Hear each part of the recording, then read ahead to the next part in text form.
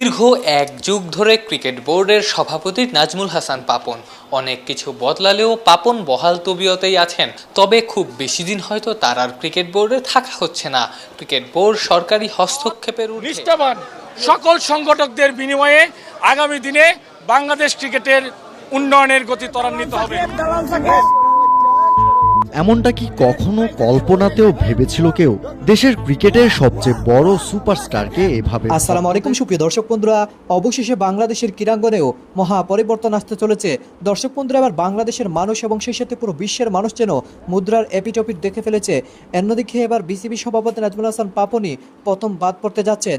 দর্শক বন্ধুরা, অন্যদিকে এবার বাংলাদেশের ফুটবল থেকেও কাজী সালাউদ্দিনকে বাদ দেওয়ার এবার জোর দাবি উঠছে। তো দর্শক বন্ধুরা, আপনার মাঝে বেশ কিছু গুরুত্বপূর্ণ তথ্য তুলে ধরেছি।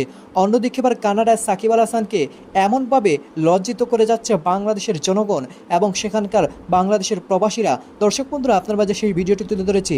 তো দর্শক বন্ধুরা, চলুন আমরা আজকের বেশ কিছু গুরুত্বপূর্ণ ক্রীড়াঙ্গনের নানা বিষয়গুলো জেনে নেই। অবশ্যই ধৈর্য সহকারে পুরো ভিডিও দেখবেন, তাহলে এই সকল বিষয়গুলো পরিপূর্ণ বুঝতে পারবেন।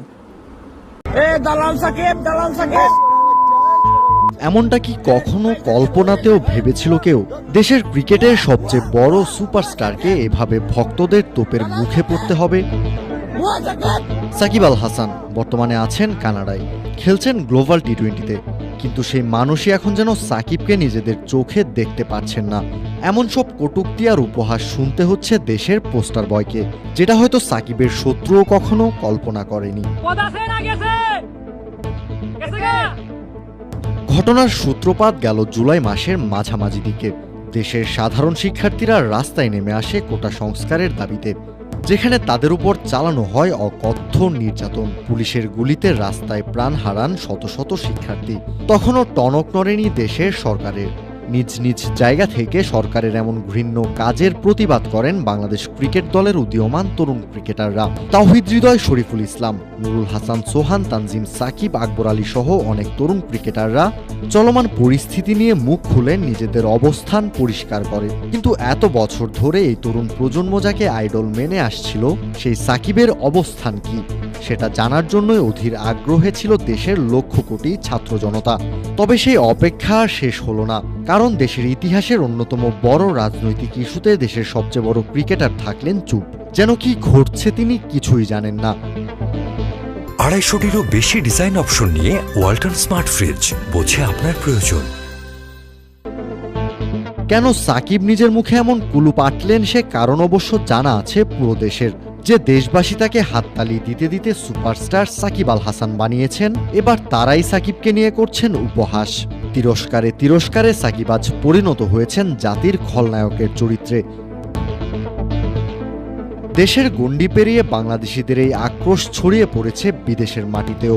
আন্দোলন চলাকালীন এবং বাংলাদেশের সরকার পতনের পর কানাডায় ম্যাচ চলাকালীন গ্যালারি থেকে ডেকে ডেকে বাংলাদেশি সমর্থকরা সাকিবকে বিদ্রূপ করেছেন। একবার না, এমন ঘটনা ঘটেছে একাধিকবার।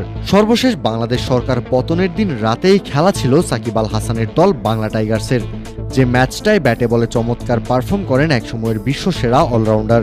বল হাতে 4 ওভারে 24 রান দিয়ে 1 উইকেট নেয়ার পর ব্যাট হাতে করেন 30 বলে 36 রান। আর ম্যাচ শেষে সাকিবের দল তো জিতেছেই, আল হাসান হয়েছেন ম্যাচের সেরা ক্রিকেটার। কিন্তু এমন দিনেও উল্লাসের উপলক্ষ নেই বাংলা টাইগার্স ক্যাপ্টেনের, কারণ ম্যাচ শেষে যখন মাঠ ছাড়ছিলেন তখনও ভক্তদের রোষানলে পড়তে হয়েছে সাকিবকে, শুনতে হয়েছে তিরস্কার। দীর্ঘ এক যুগ ধরে ক্রিকেট বোর্ডের সভাপতি নাজমুল হাসান পাপন অনেক কিছু বদলালেও পাপন বহাল তবিয়তেই আছেন। তবে খুব বেশি দিন হয়তো তার আর ক্রিকেট বোর্ডে থাকা হচ্ছে না।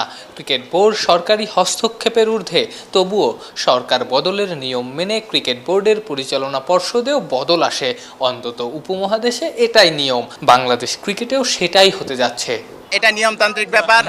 আইসিসির কিছু নীতিমালা আছে, সরকারের কিছু নীতিমালা আছে, এবং সেগুলি মেনে নতুন কমিটি হবে, এটা আমরা চাই।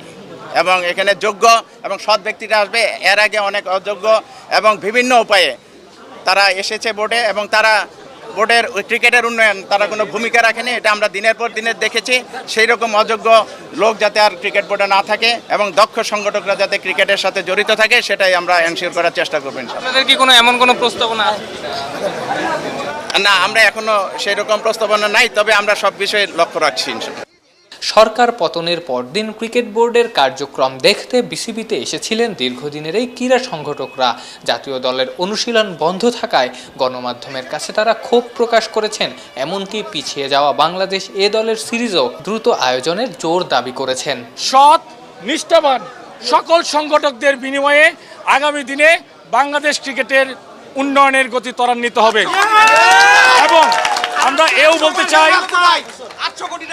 এও বলতে চাই জরুরি যে অ্যাসাইনমেন্টগুলো আছে সেই অ্যাসাইনমেন্টগুলো অত্যন্ত দক্ষতার সঙ্গে ক্রিকেট বোর্ডের প্রধান নির্বাহী কর্মকর্তা আছেন, অন্যান্য যারা অফিসিয়াল আছেন তাদের সকলের সমন্বয়ে আমাদের এখানে মেয়েদের বিশ্বকাপ রয়েছে, আমাদের অনেকগুলো ট্যুর রয়েছে, সেগুলো অত্যন্ত সুচারুভাবে তারা সমন্বয় করবেন।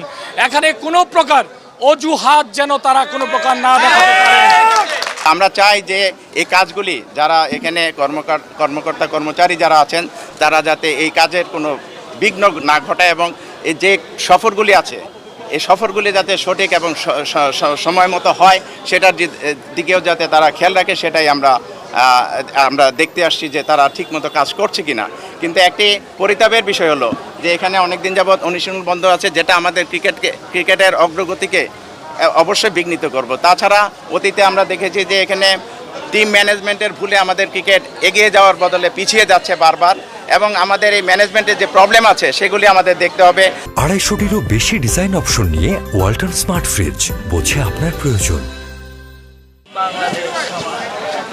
দীর্ঘদিন ক্লাব ক্রিকেটের সঙ্গে যুক্ত থাকা এসব সংগঠকদের সঙ্গে মিরপুরে এদিন হাজির হয়েছিলেন জাতীয় দলের সাবেক 2 ক্যাপ্টেন, সাবেক 2 নির্বাচক মিনহাজুল আবেদিন নান। বন্ধুরা, আপনারা হয়তো পুরো ভিডিও দেখে এবং সেই সাথে এই সকল বিষয়গুলো জেনে অবশ্যই বুঝতে পেরেছেন অবশেষে বাংলাদেশের রাজনীতিতে পরিবর্তন আসার কারণে এবার বাংলাদেশের ক্রীড়াঙ্গনেও পরিবর্তন আসতে এখন আর বেশি দেরি নয়। দর্শক বন্ধুরা, এতদিন যারা রাজ্য ক্ষমতা দেখিয়েছিল, এতদিন যারা বাংলাদেশ ক্রিকেট এবং বাংলাদেশ ফুটবলকে অনেকটুকু পিছিয়ে দিয়েছিল, এবার যেন বাংলাদেশ ক্রিকেট এবং ফুটবল এগিয়ে যাওয়ার সময় এসেছে এবং সে সাথে সকলে সঠিকভাবে বাংলাদেশের ক্রীড়াঙ্গনকে এগিয়ে নিতে হবে এবং বাংলাদেশের সকল ব্যবস্থাকে এগিয়ে নেওয়ার আহ্বান জানাতে হবে। দর্শক বন্ধুরা, আপনারা পুরো ভিডিও দেখে এবং সে সাথে সকল বিষয়গুলো জেনে আপনারা কি বুঝতে পেরেছেন?